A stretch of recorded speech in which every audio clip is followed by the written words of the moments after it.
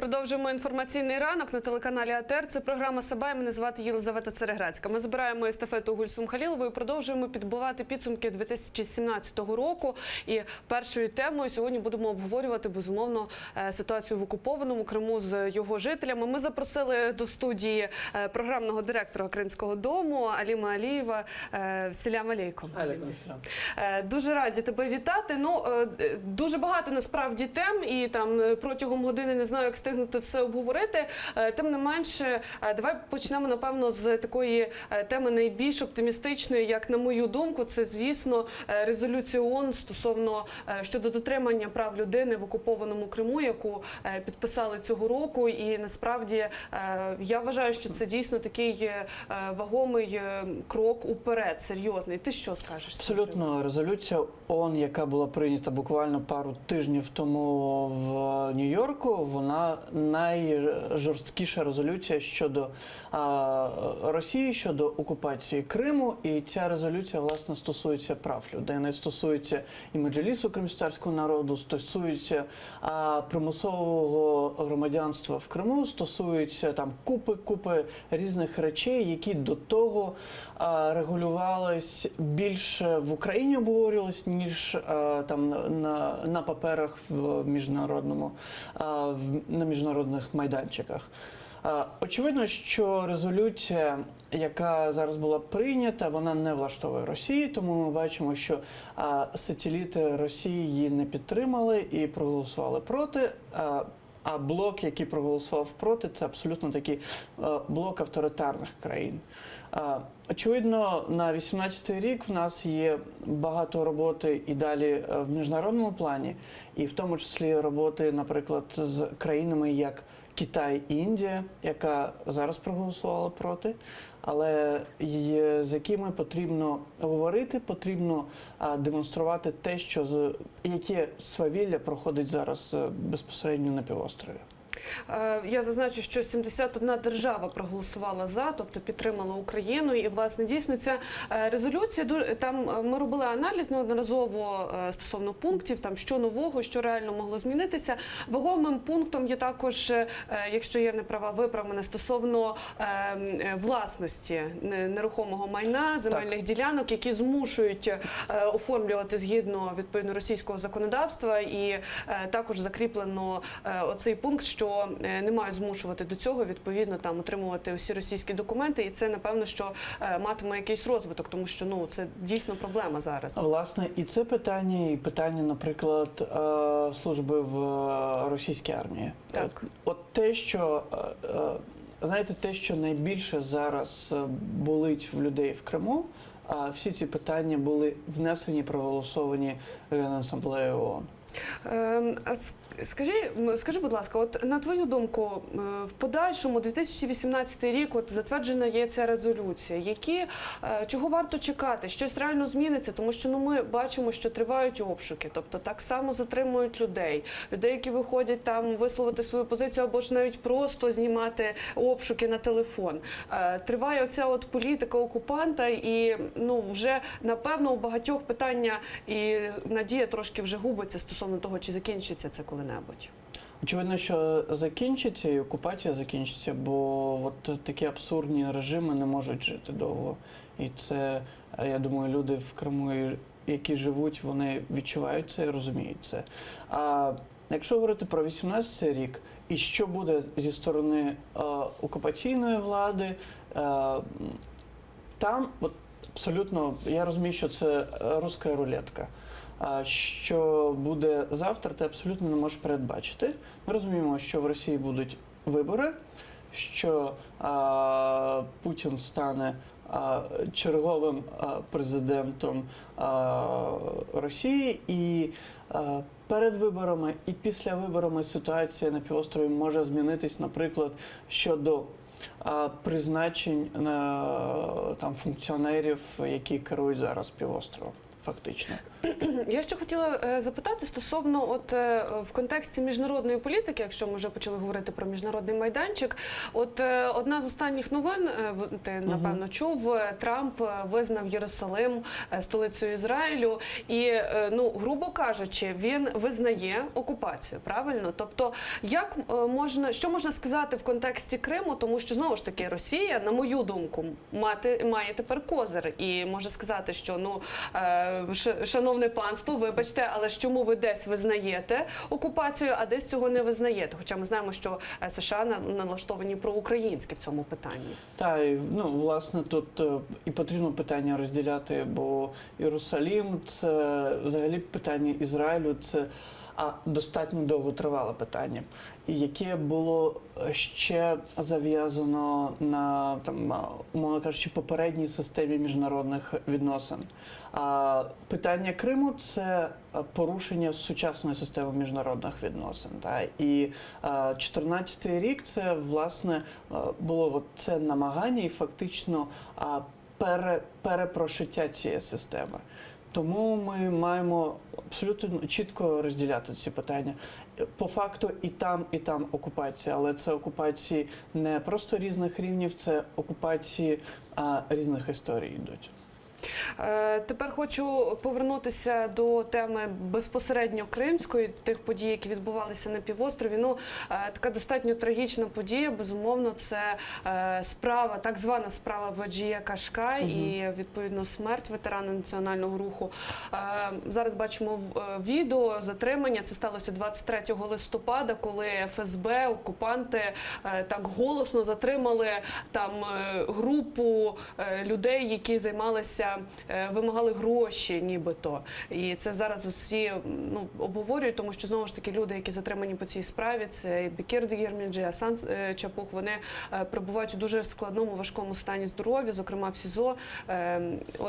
Скажи декілька слів. Напевно, давай почнемо з того, хто така Веджія Кашкай, чому настільки кримсько-татарський народ її шанує і кожен знає про неї, від школярів і закінчуючи реально ветеранами. Якщо, власне, ми підбиваємо сьогодні підсумки, то для мене, безумовно, втратою року є смерть Веджії Ханум. Та людина, яка, не дивлячись на свою таку хрупкість та зовнішню, вона була дуже потужною людиною, дуже сильною. Вона була дійсно прикладом для багатьох кримських татар. Вона дійсно була живою легендою і національного руху, яка в свій час боролась за повернення на батьківщину, а потім почала боротись за те, щоб її батьківщина, наша батьківщина, була вільна і не окупована. Знаєте, буквально нещодавно, коли в нас була, зустріч з паризькими, з французькими філософами, один з них сказав, що, наприклад, Мустафа Джемілєв зараз є таким місточком між старими дисидентами, тими, хто зараз вже, власне, почиває на лаврах, дисидентами Радянського Союзу, які діляться своїм досвідом, і новими дисидентами. Коли Мустафа Джемілєв став знову черговим дисидентом, власне, в себе на батьківщині. Те ж саме можна говорити про Веджію Ханум, яка все життя боролась і яка до останнього своїм прикладом, своєю мужністю надихала людей, надихала мене конкретно боротись за свою землю і нічого не боятись. Я скажу нашим телеглядачам, що Веджія Кашкай, вона приєдналася до національного руху ще у 50-х роках, 1950-х, до цього національного визвольного руху. І коли вже вона повернулася в Крим, слава Богу, вже тоді там радянське, потім українське, дуже сильно допомагала людям, які туди приїздили, кримським татарам, які там поверталися на батьківщину і не мали геть нічого. І я хочу ще пригадати подію саме з її похорону, коли туди прийшов Ескендер Білялов, колишній член Меджлісу, але потім який став на бік окупантів. І що для мене це було дуже показово і вчергове показало, наскільки кримськотатарський народ дійсно єдиний, наскільки він цілеспрямований і вірний от своїй ідеї, своїм інтересам. Тому що люди, які були тоді на похороні, я зараз навіть попрошу показати відео, воно в нас є, вони просто, ну, грубо кажучи, вигнали Ескендера Білялова, вони кричали там «Ганьба, Садхин, зрадник». І да, от пропонують подивитися нам лайв, згадати, як це було.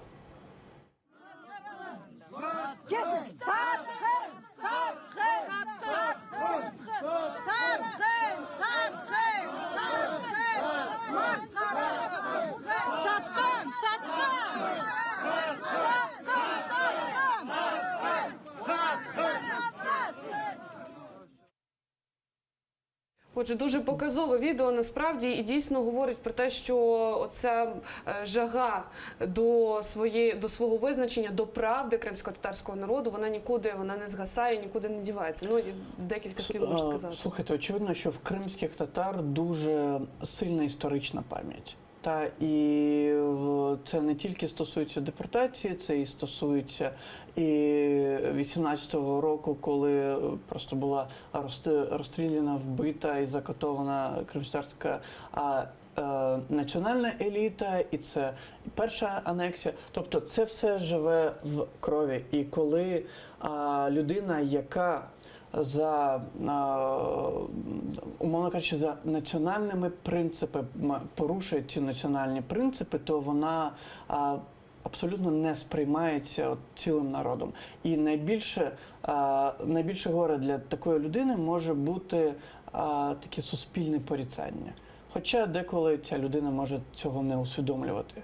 Бо ця історія така ж сама, як історія, наприклад, з весіллям, коли один з таких функціонерів, який перейшов на бік окупантів, прийшов на весілля, сів за стіл, і в той момент всі люди, які сиділи за тим столом, просто встали демонстративно і пішли. Ну, він пару хвилин посидів і теж пішов, і тільки потім люди повернулись. Таким чином люди публічно показали, що ти перейшов за наші цінності, ти порушив неписані закони народу, тому ми тебе не будемо сприймати. Ще хочу поговорити про Мустафу Джемілєва, тому що в цьому році ви випустили книжку спільно з Севгіль Мусаєвою. Ну, розкажи про роботу, як, власне, як це було, як збиралися матеріали, тому що там дійсно серйозна така праця, там робота історична, все розкладено по поличках. От поділися. Ми, власне, на початку року з Севгіль випустили цю книгу, і це і для неї, і для мене був перший досвід написання книги. І ми ставили за мету писати не історичну абсолютно книгу, а писати, це зараз називається модним словом non-fiction, тобто література, яка для широкого загалу, але яка базується на правдивих історичних подіях. І ми намагалися цю книгу зробити максимально легкою, щоб вона була цікавою людині, яка дуже добре розуміє, хто такий Мустафа Джемілєв, кримські татари, і дуже добре розуміє і абсолютно не розуміє, хто такі кримські татари, щоб людина змогла зрозуміти. Тому ми намагалися її зробити живою. Тому я кажу, що це книга не про Мустафу Джемілєва, а що це книга є діалог з ним. Це є довга розмова з ним, з вкрапленнями наших суб'єктивних вражень, з вкрапленнями історій відомих людей, як Мирослав Маринович, дисидент, Рефат Чубаров, чи, наприклад, співачка Джамала. Для мене особисто ця книга, напевно, рефлексія того і сублімація того, що відбулося в 2014 році, що відбувається зараз. Тобто, ти зміг свої почуття, свої думки просто поставити на папір і дати таким текстом. І, напевно, ця книга є важливою саме зараз, коли І українці відкривають кримських татар. Я сподіваюся, що цю книгу ми зможемо перекласти на інші мови, щоб і світові показати, що традиція національного руху кримських татар це є, власне, цей і мирний спротив, який важливий і зараз. І показати, що кримські татари це, як зараз Росія намагається сформувати, що народ, який має абсолютно величезну історію і величезну культуру. А які найяскравіші моменти в роботі над цією книжкою? Тому що я знаю, що ви постійно приїжджали до Мустафи Ага, там оці діалоги велися, ви щось записували, і напевно було щось дійсно, чого там варто згадати.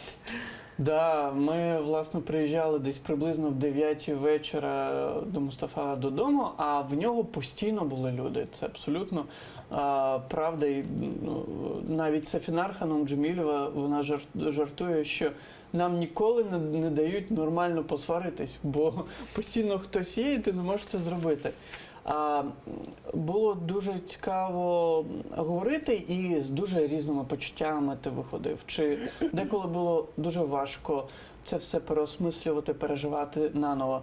Деколи ти просто виходив і в тебе усмішка так розпливалась по твоєму обличчю, бо Мустафа Ага дуже багато жартує, це правда, і в книзі дуже багато цих жартів відображено. Наприклад, одне з останніх інтерв'ю ми писали з Сафінар Ханум на кухні у родини Джемілєвих, і Мустафа Ага не було, потім він заходить з 2 кульками з супермаркету, каже, от бачиш, про мене люди книжки пишуть, а ти мені кажеш, цукор купи, молоко купи, за хлібом сходи. Тобто от такі жарти, і видно, наскільки оця історія і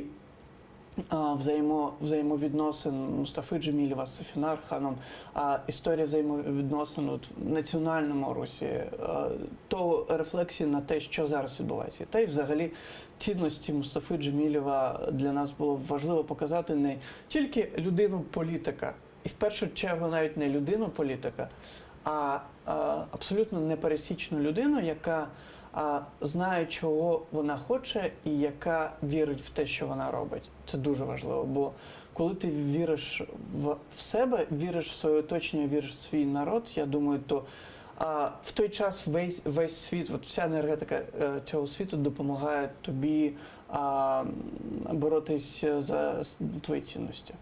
Окрім перекладу на інші мови, тому що книжка «Незламний» вона вийшла і українською, і російською мовою. Український тираж, наклад майже розкуплений, наскільки я знаю, видавці говорили.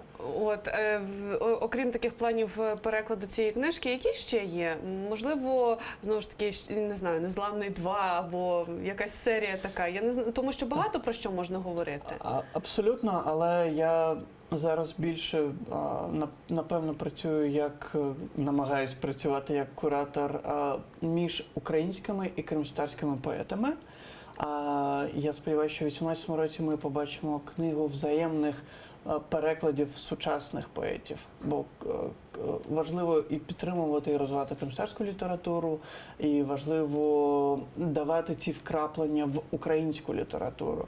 І ми буквально маємо вже дуже добрі контакти, я б сказав би, що з найкращими українськими поетами. Я сподіваюся, що така річ і таку історію ми побачимо в 2017 році. Дуже добре, ти отак попередив моє запитання, тому що оця проблема того, що про культуру потрібно говорити, її потрібно популяризувати, постійно показувати. Якось Міністерство культури бере участь навіть у цьому проєкті, який ти зазначив.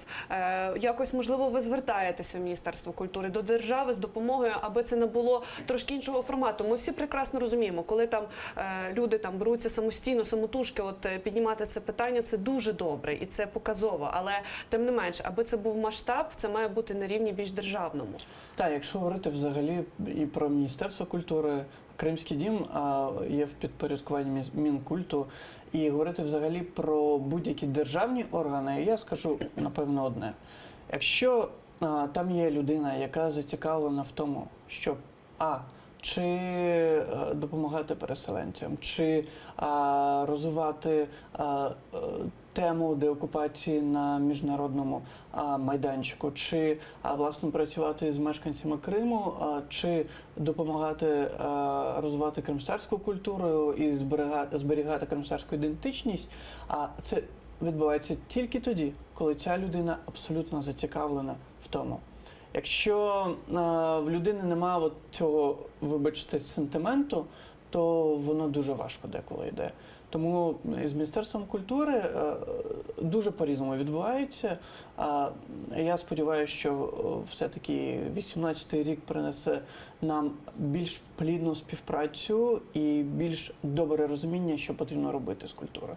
А зараз, якщо говорити про кримстарську культуру, маю на увазі, якщо зараз говорити про видання цієї конкретної книги, то це ми працюємо, власне, і з Кримським домом, і говоримо з міжнародними фондами, але в першу чергу ми говоримо з українськими видавництвами. Я зрозуміла. Ну, така дуже хороша тема, і ми обов'язково ще повернемося до питань культури, де ближче до кінця, але зараз хочу повернутися до менш такої оптимістичної теми. Це, безумовно, ці всі справи, це справа там 26 лютого, і, зокрема, про затримання. Що можна сказати? Чого чекати в 2018 році? Як ти вважаєш, ці всі справи, судові, позови, вони чим, врешті-решт, закінчаться, або як розвиватимуться надалі? От, власне, якщо подивитись на 17-й рік, то ми можемо констатувати, що от в темі репресій і тиску в Криму з'явилось, на жаль, дві нові форми. Це тиск на адвокатів, які займаються політично вмотивованими справами в Криму. Це історія з Емілієм Кубідіновим на початку 17-го року, історія з Полозовим, історія з іншими адвокатами, коли і обшуки в них проводять, і їх відсторонюють від справ і так далі. І друга річ – це тиск на активістів, які підтримують і родини політв'язнів, які підтримують самих політв'язнів, приходячи на суди, таким чином намагаючись залякувати людей. Але, як на мене, от в цьому всьому такому, знаєте, постійному кримському хоррорі, я б, напевно, це так назвав би, для мене є позитив цього року, що Росія намагається з кримськими татарами говорити як з громадянами Росії. Але вони ж абсолютно не розуміють той факт, що ця свобода, яка є внутрішня, її дуже важко подавити, її дуже важко цими постійними репресіями, обшуками, залякуваннями. Психології різні. Абсолютно різні психології. І що ми побачили цього року, коли затримали Сервера Караметова, вийшло ще близько десятка людей.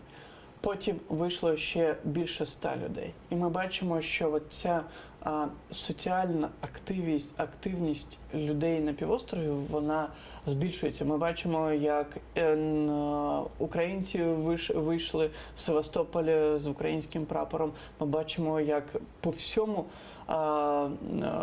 всьому Криму кримські татари виходять і на суди, і в підтримку. От, власне, останні суди, коли там близько сотні, 80 справ розглядалось. 86 справ розглядалось. Це, слухайте, 100 справ майже одночасно. І коли на кожну справу знайшовся і адвокат, і коли на кожну справу знайшлись люди, які прийшли підтримати цих людей. Тим навіть після вироків, а загалом це були вироки адміністративне правопорушення і там штраф 10 тисяч рублів, декому 15. Кримський марафон, який був організований ще до того. Зараз реально люди дуже сильно один одного підтримують і збирають або по 5 гривень, або 10 рублів. І також там публікують відео, фотографії, те, що вони беруть участь і допомагають цим людям сплачувати оці штрафи. Тому що, звісно, російська казна поповниться на нормальну таку кількість рублів. І, власне, ми зараз бачимо фотографії, відео. Це відео Кримської солідарності. Постійно публікують ці докази, те, як люди допомагають один одному. знову ж таки, є надія, що таким чином цей незламний дух, він переможе. І ще одна справа, одна подія, про яку я хочу поговорити, це, безумовно, звільнення Чийгоза та Умєрова. Ну, поділися своїми враженнями, тому що я прекрасно пам'ятаю цей день і на каналі, це в нас на телеканалі АТР, це було дійсно таке маленьке свято, маленька перемога, яка свідчить про те, що є надія все ж таки, що політичні в'язні, вони будуть на волі, і ну, якась справедливість все ж таки візьме гору. Абсолютно буде. І для мене очевидно, що і Ільмі-ага, і Ахтем Ага, яких звільнили, власне, з цих, знаєте, лап тоталітарної машини, воно насправді дало абсолютно настільки сильну енергетику всьому народові, взагалі і українцям, в тому числі, які живуть тут на материку, і дало поштовх далі боротись.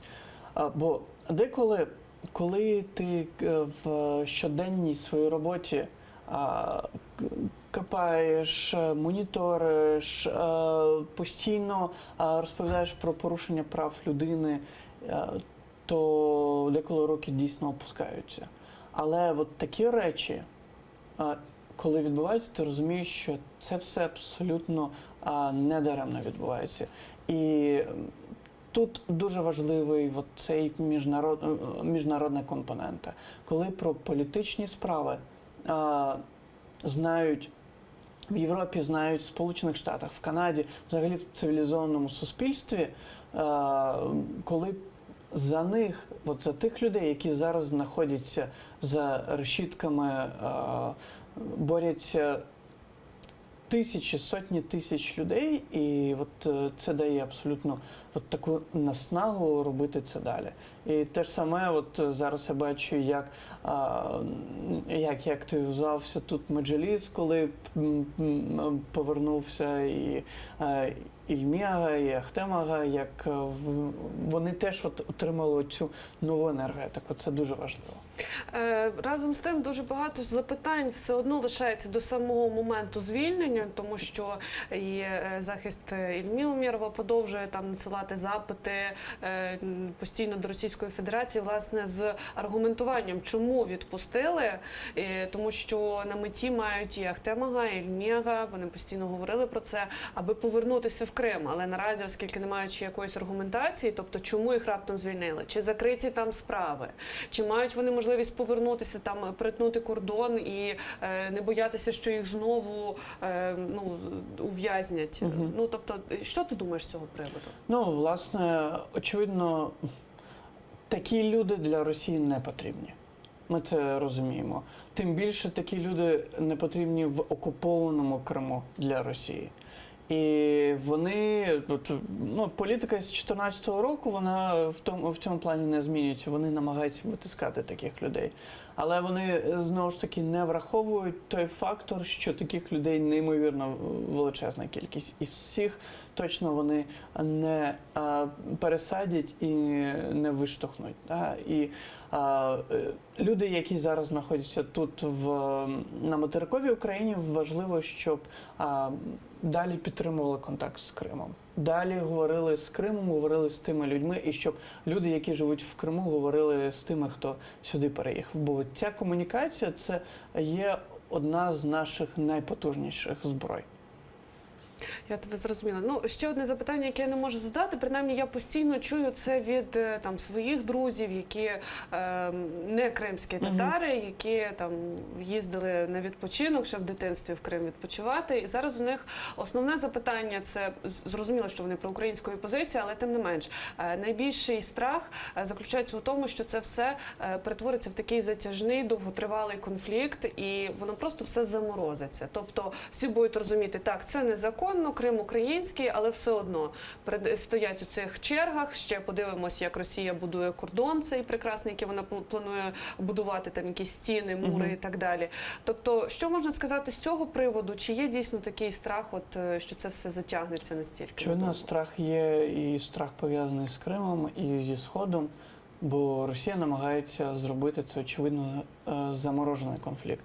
щодо Криму, вона взагалі хоче показати, що ніби нічого не було, це просто Крим був тимчасово в складі України, да? Але що цікаво, навіть ті проросійські люди в Криму, вони зараз трошки говтують, коли в них починають забирати нерухомість, коли їх, знаєте, починають торкатись економічні показники.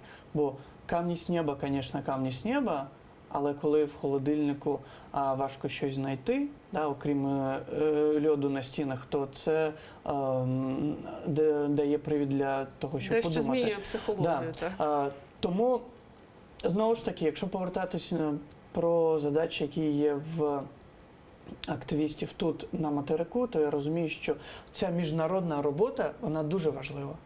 Дуже важливо мати розумних, англомовних своїх спікерів на міжнародному рівні, коли ти можеш пояснити дуже швидко, що відбувається в Криму, і більше того, дати рекомендації. Ну, дуже насправді показовим. Знову ж таки, я постійно вживаю ці слова і показово, і опускаються руки, і немає сили вже говорити, але тим не менш. І я бачу, що також погоджується з моєю позицією, тому що якщо ми перестанемо про це говорити, якщо ми хоча б там одну якусь дрібну справу, один дрібний обшук, який черговий, який відбувся у Криму, якщо ми знову про нього не будемо говорити і нагадувати, то кінець кінцем це дійсно ризикує перейти у цю стадію такого замороженого конфлікту, і який врешті-решт вирішиться, але невідомо коли, скільки десятиліть ще мине, тому ми продовжуємо про це говорити. Не можемо... Крим – це не просто цифри обшуків, не просто цифри людей, які знаходяться в тюрмах, це не просто статистика, да? Це, власне, ті люди, це долі, це сотні тисяч доль тих людей. І ми не маємо права про це забувати, і ми не маємо права дати можливість забути іншим. Це безумовно так, але розумієш, от я про що хочу сказати. Навіть я, коли щоранку там, приходячи на роботу, відкриваю новинну стрічку, там Фейсбук, будь-що, і бачу, що черговий обшук знову, воно спочатку викликало жах. Чесно скажу. А потім звикання. Потім уже ти звикаєш, і ти ж настільки на автоматі це робиш, і ти вже тому не дивуєшся. І коли зникає цей момент подиву, здивування і жаху, це є, напевно, тим маркером, маячком, що треба дещо задуматися і якось інакше, можливо, не знаю, більш активно про це говорити, змінювати тактику, тому що коли воно звикаєш до цього, сам ти безпосередньо, то що можна сказати про іншу, про материкову частину України, яка також дуже багато з чим бореться. Це і реформи, і Схід у нас також проблемний, тобто дуже багато проблем, і треба постійно про це продовжувати говорити. І я знаю, що Кримський дім дуже багато чого робить для цього. Ти як програмний директор, будь ласка, підсумуй цей 2017 рік і там які плани на 2018? Для 17 рік для мене особисто був роком викликів також, в тому числі я ніколи не думав, що піду працювати на державне підприємство. І коли Ахтем Агасі Таблаєв зробив цю пропозицію влітку, я достатньо довго думав. І в серпні я, власне, працюю в Кримському домі. І на 18-й рік в нас є неймовірно величезна кількість подій. І для мене особисто було важливо запустити цей дім абсолютно повноцінно, щоб туди приходили люди дуже різних власне бекграундів, тобто це мають бути не тільки кримські татари, це мають бути не тільки мешканці Криму, а туди мають приходити українці, туди мають приходити і туристи, і дізнаватись про Крим, дізнаватись про те, чим живе Крим. І ми маємо там творити наше спільне майбутнє. Важливо говорити про минуле, але набагато важливіше на основі минулого говорити в тому числі про майбутнє. Тому для мене Кримський дім – це має бути така, знаєте, концентрація цієї доброї кримської енергетики тут на континенті. Тому на 18-й рік ми плануємо вже в січні театральний перформанс, і концерти, і дискусії, і видання книг, і купу різних подій і довготривалих подій, як, наприклад, курси кримської мови. Я сподіваюся, що з січня ми запустимо ще курси англійської мови. Як знову ж таки, ти постійно там береш участь у цих проєктах, спостерігаєш за тим, як кримськотатарська молодь бере в них участь. Є якийсь певний прогрес? Я не знаю, можливо, дещо більш активнішими стали, або навпаки, не знаю, знову ж таки, дуже багато справи якось відходять від цього. От яка тенденція? Ну от щодо київської молоді, яка є кримськотатарською за етнічним походженням, вона дуже активна. І, як на мене, активізація може навіть припала на кінець минулого року, цей рік, коли, по-перше, приїхало ще більше студентів сюди вчитись, і, по-друге, коли люди зрозуміли, що дійсно майбутнє півострова в їхніх руках. І якщо вони зараз не отримують тих знань, тих навичок, то буде дуже важко щось потім робити в Криму. Коли от ми повернемось до Криму, там буде така, знаєте, вижжена земля, абсолютно іспепельона. І там щось потрібно буде робити. Тому, власне, молодь активно включилася, бачу таку добру конкуренцію громадських організацій, ініціатив. І от цього партнерства, це дуже важливо. Хочу ще поговорити, у нас лишається не так багато часу, поговорити про оцей міжнародний майданчик. Безумовно, там резолюція ООН показала, що дійсно там світова спільнота на нашому боці і намагається нам сприяти, допомагати. Чого чекати от в наступному, 2018-му, на твою думку, хто може бути нашим партнером стратегічним? Тому що дуже багато чого чекали там від виборів в інших країнах і відповідно від того, що зміниться щось у політиці. Там це може бути і Франція, зараз чекають від Італії, тому що скоро у них також вибори. От ці всі події, як вони можуть повпливати безпосередньо на Крим і чого чекати в 2018-му? Власне, Європа і навіть не Європа, і демократичний світ – це є нашим найголовнішим партнером. Це правда. Бо я відверто скажу, я людей не ділю там за національними, релігійними, расовими принципами. Я людей поділяю на цінності.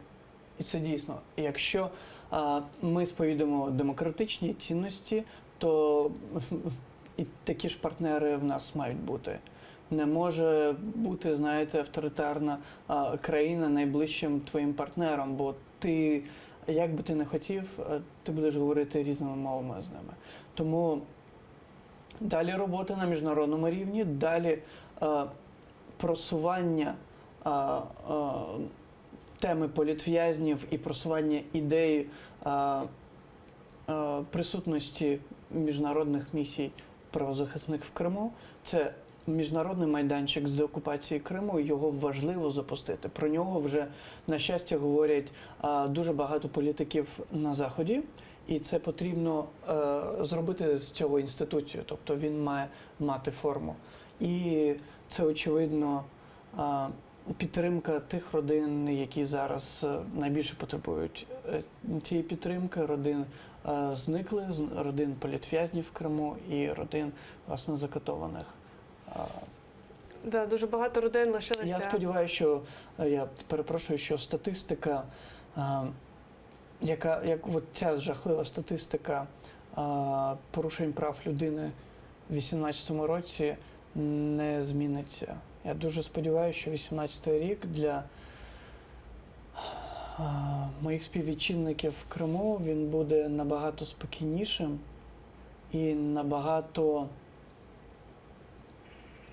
оптимістичнішим, ніж був 2018 рік і попередні 4 роки. От ти згадав про родини, власне, які там потребують допомоги, зокрема, там це знову ж таки та сама справа 26 лютого, тому що дійсно лишилися родини, сім'ї без годувальників, дуже багато дітей, їх вже більше 100, які зараз лишилися виключно зі своїми мамами і насправді не знають, що робити. І дуже багато, знову ж таки, ми про це говоримо, але тим не менш, окрім цього міжнародного діалогу, який ми маємо підтримувати і постійно тримати тримати під контролем. Як оцей діалог з Кримом нам налагодити? Тому що зрозуміло, що люди там відвідують Крим, приїжджають, повертаються, але разом з тим, от як нам допомогти, знову ж таки, цим же сім'ям, людям, які вже, напевно, можливо, дещо втратили надію. Як нам своїми діями, можливо, як оцей діалог підтримувати на такому рівні, на чисто людяному? Власне, в першу чергу говорити. Коли ми ще здоров'я буду бажати точно нашим телеглядачам. А якщо говорити про 17-й рік і про коли ми говорили про звикання, то ти ніколи не звикнеш, коли ти постійно говориш з тими родинами. Бо до такого не можна звикнути. Не можна звикнути до того, що ти розумієш, що от ці діти ростуть абсолютно в інших, дуже жорстких умовах. І ці діти набагато доросліші, ніж деякі дорослі. Це абсолютно правда. Вони абсолютно іншими категоріями мислять. Тому важливо підтримувати ці стосунки, абсолютно людські стосунки з цими родинами та взагалі зі своїми друзями, зі своїми знайомими, зі своїми близькими, які зараз живуть в Криму. Важливо підтримувати в тому числі і фінансово тих людей, які мають змогу зараз знаходитись там, але не мають змоги, от як там годувальники, які сидять зараз в тюрмах. І ще одна річ, це, я сподіваюся, що буде імплементований цей законопроект, який подав Мустафа Гаджимілєв з Мінтотом щодо підтримки політв'язнів і юридичної, і правової підтримки цих родин. А є якийсь фідбек з Криму, власне, як відзивається про це, про таку допомогу кримчани? Тому що, можливо, нам здається, що ми якось підтримуємо, а це не відчутно в Криму, наприклад. Деколи так, деколи ні. Коли ти говориш, коли ти намагаєшся робити спільні проекти з людьми, які залишаються в Криму, коли ти намагаєшся в партнерстві розвивати, нехай будуть це культурні, освітні, благодійні ініціативи, це абсолютно величезна підтримка. Коли ти хоча б на пару днів вивозиш сюди подихати людей з Криму, це дуже велика підтримка, і це потрібно робити, бо люди в Криму, знаходячись в цьому вакуумі, знаходячись в постійній негативній такій аурі, мають також і відчувати цю позитивну підтримку. Ми також маємо говорити про позитивні новини, які відбуваються в Криму, абсолютно, а їх достатньо багато, якщо говорити і про кримське середовище, бо, знаєте, попри те, що зараз відбувається, от цей жах і цей просто сюр, ми бачимо, що кримські татари і проукраїнські активісти в Криму, вони, не вони, а ми всі маємо такі, знаєте, нове відродження національної ідеї. І важливо для кримських татар, це я вже говорю не пальцем в небо, ми дослідження провели в цьому році, питання національної автономії. Я хочу побажати нам в 2018 році мати спочатку дійсно тільки в Конституції українській рядок про кримськотатарську національну територіальну автономію, і згодом імплементації безпосередньо у вільному Криму. Дякую, Аліме. Така дуже хороша, логічна крапка в нашій розмові. Дуже дякую за розмову. Дійсно, маємо надію, що цей незламний, нескорений дух, він буде жити вічно. І я навіть більше, ніж впевнена у цьому, що все буде добре. Алім Алієв, програмний директор Кримського дому, з нами сьогодні говорив на теми Криму. Про те, що відбувається в окупованому Криму. Ми зараз перериваємося, після чого інформаційний випуск новин «Заман» в ефірі, і повертаємося в студію, продовжуємо говорити про теми, яких найбільше хвилюють українців. Дочекайтеся.